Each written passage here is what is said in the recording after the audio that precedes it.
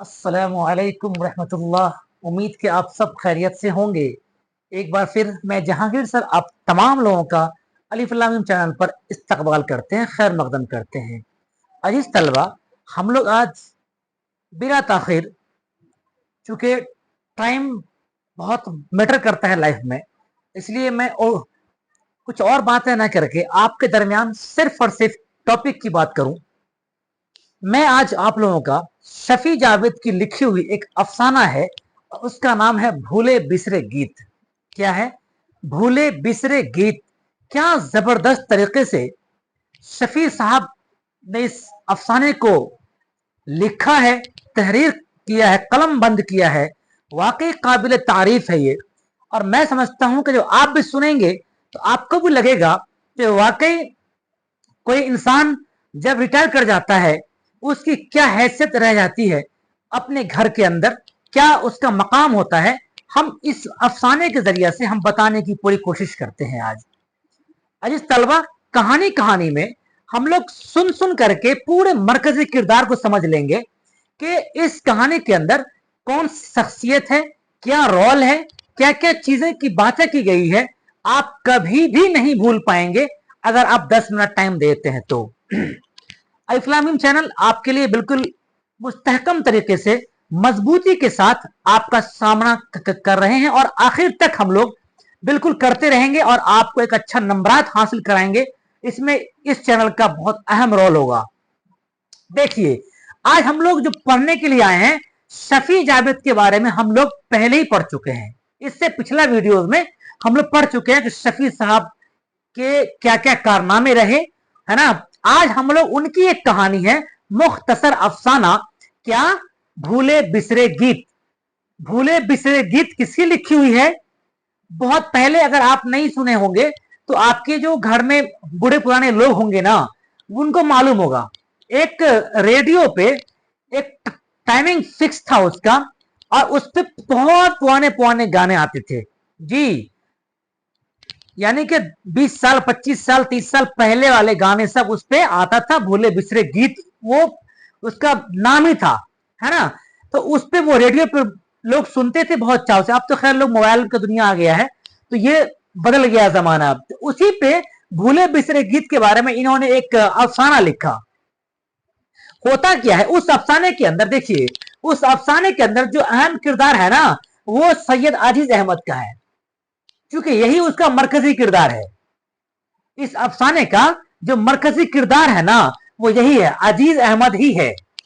याद रखिए इसको कि क्वेश्चन आएगा कि मुख्तसर अफसाना भूले बिसरे गीत का मरकजी किरदार कौन है। तो भूले बिसरे गीत का मरकजी किरदार कौन है? सैयद अजीज अहमद, क्योंकि यही वो शख्सियत थे जो रिटायर किए थे जी। इनका एक दोस्त का नाम था इस अफसाने के अंदर, उसका नाम है रवि रंजन। क्या है? रवि रंजन। क्या नाम है उसका? रवि रंजन उसका नाम है, इसके दोस्त का नाम है, ठीक है। और उसका जो नवासा है, यानी इनके घर पे टीवी चलता था, उस टीवी में एक चैनल आता था उस टाइम में, उसका नाम था लोआन इंटरनेट। क्या था? लोआन इंटरनेट। क्या था? लोआन इंटरनेट। क्या था उसका? लोआन इंटरनेट था उसका नाम, ठीक है। वो चलता था उस पर। और इसका एक दोस्त और था रवि रंजन के अलावा, वो था रेडियो, यानी ट्रांजिस्टर, ठीक है। यही इनका मेन, इसमें जो बातें हुई हैं जिंदगी की के पहलू की, कि जो आखिरी पहलू होते हैं वो किस तरीके से होता है, उसमें ये बात बहुत जबरदस्त तरीके से इन्होंने पेश किया है। देखिए, एक शख्स है डायरेक्टर जनरल इस कहानी के अंदर, और उसका नाम है सैयद अजीज अहमद।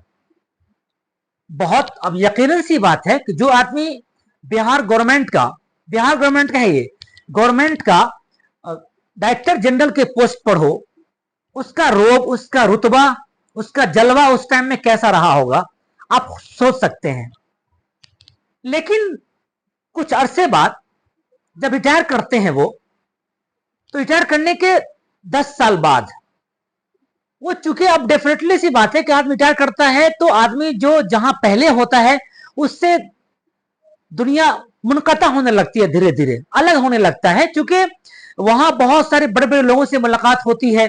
फिर रिटायरमेंट के बाद क्या होता है, एक बिल्कुल अहाता लिमिट हो जाता है कि आदमी उसके अहाते में ही रहना है कि नहीं। इसी तरीके से अजीज साहब को जब 10 साल रिटायरमेंट को हो गए तो उन्हें एहसास हो रहा था धीरे धीरे कि शायद मैं सबसे अलग हो चुका हूं, अब कोई शायद मेरा पूछने वाला नहीं है। लेकिन उसके दिमाग में एक बात चल रही थी, जनरल डायरेक्टर, कि मैं हूं।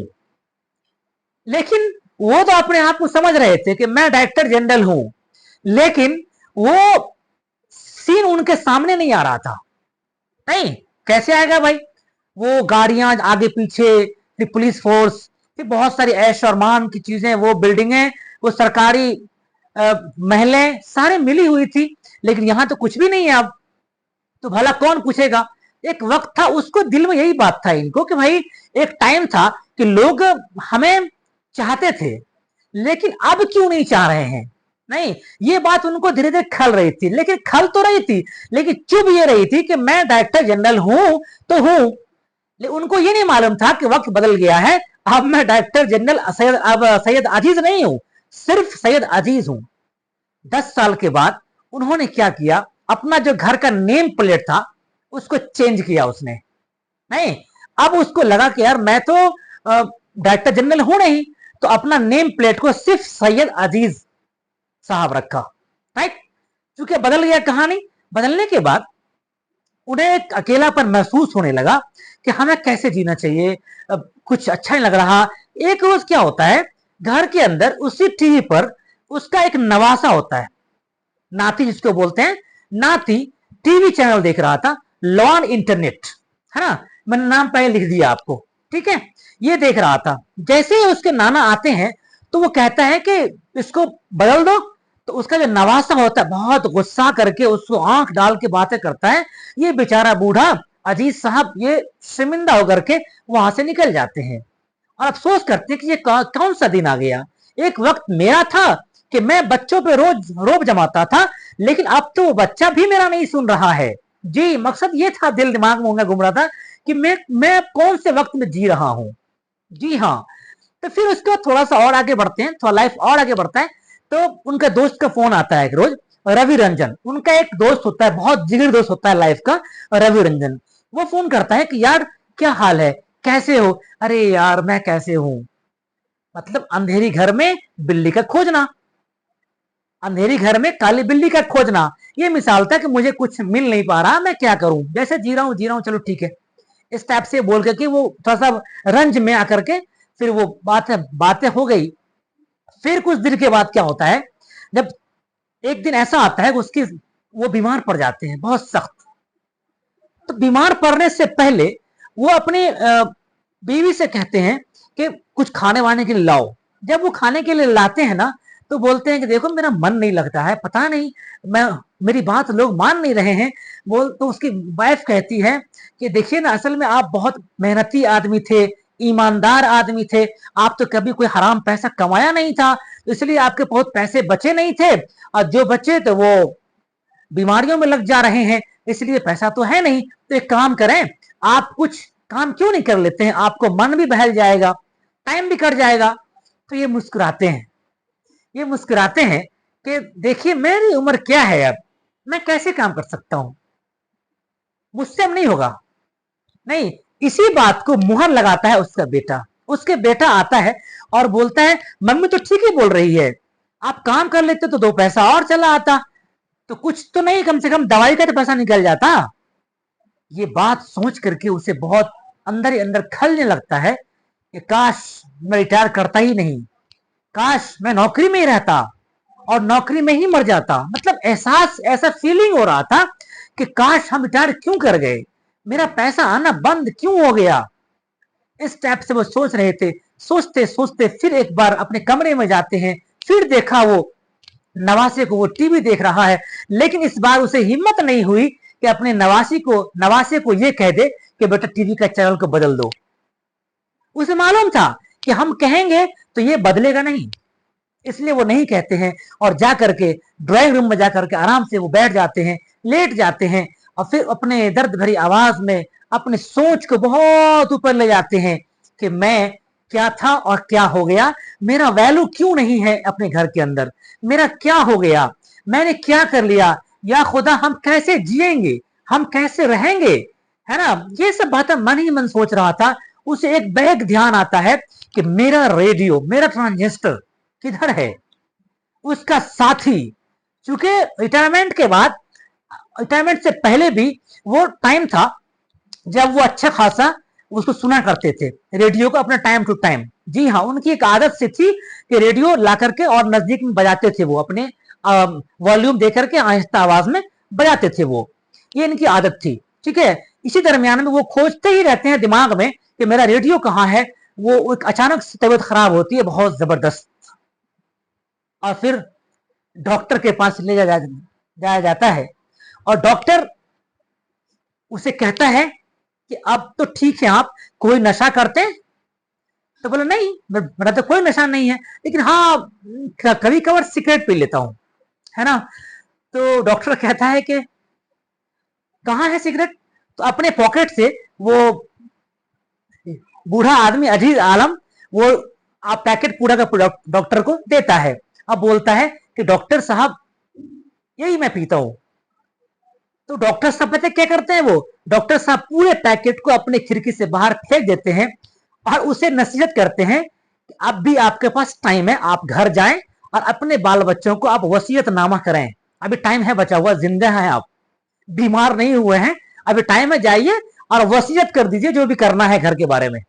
ठीक है, डॉक्टर ने ये कह दिया और वो हंसते मुस्कुराते हुए वहां से अजीज साहब चले आए अपने घर। थोड़ा सा बीमारी ठीक हो गई थी, फिर आ गए।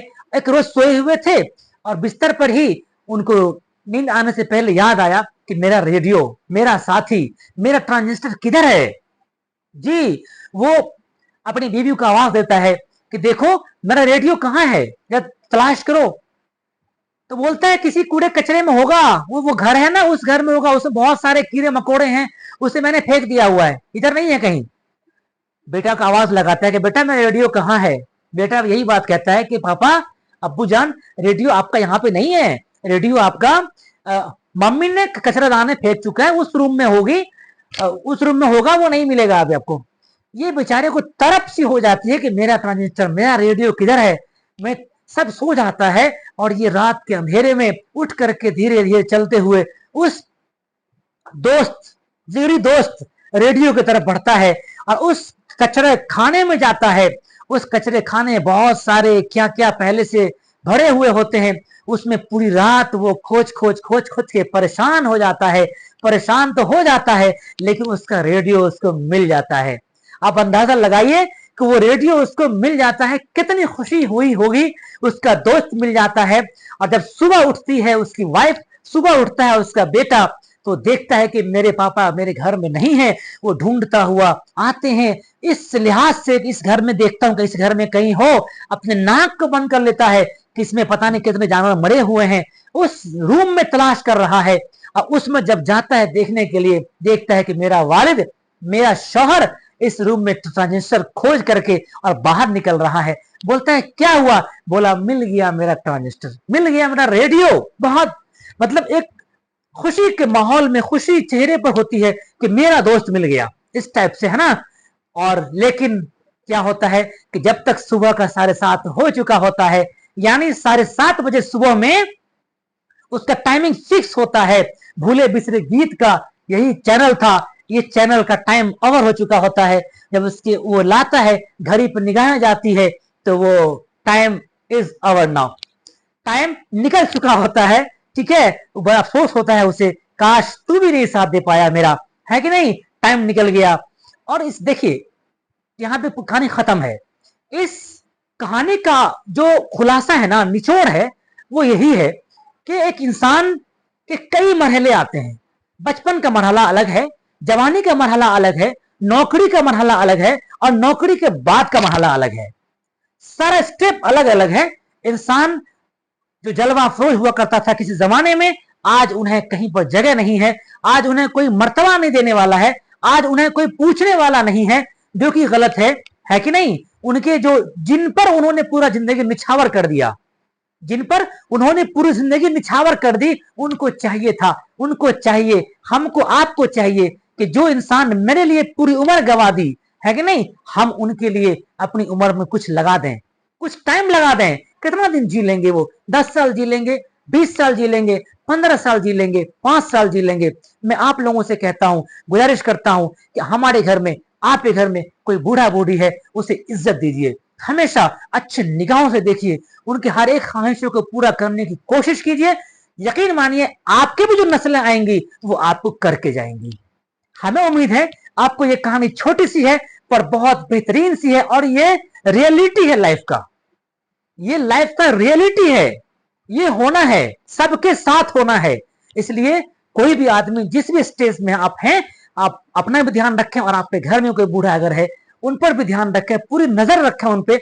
ऐसा ना हो कि ये भूले बिसरे गीत के तरीका से हम लोग भी उसे भूल जाएं और दर बदर के ठोकरे बुढ़ापे में खाते फिरे वो लोग।